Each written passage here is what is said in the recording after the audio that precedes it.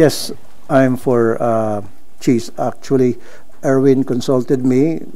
Sabi niya, Kuya, saan ba tayo? And then I said, ako ay kay cheese. Now, it's up to you. Hindi kita pwedeng diktahan kung sinong gusto mo. Sabi niya, then kung kay cheese ka, sige. And then sinabi ko sa kanyang dahilan at nakita niya magandang reason na binigay ko sa kanya. Kaya sumang-ayon siya sa akin. Ano po yung mga reason na binigay mo?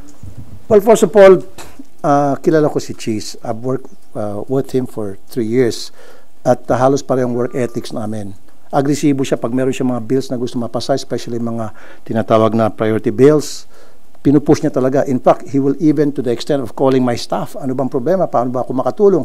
And then, kuminsan siya pa mismo ang nagpapapirma para mapabilis yung proseso.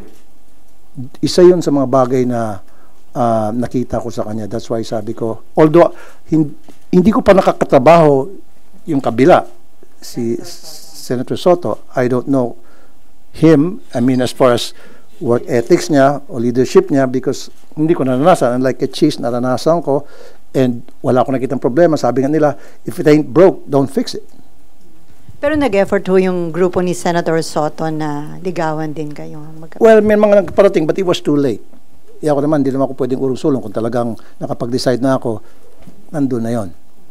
So wala na makapagpabago sa decision nyo, sir, hanggang July 28? I don't think so. Kailangan kong panindigan kung ano na yung napag-desisyonan ko na. Hindi naman tayo pwedeng agaw-bawi.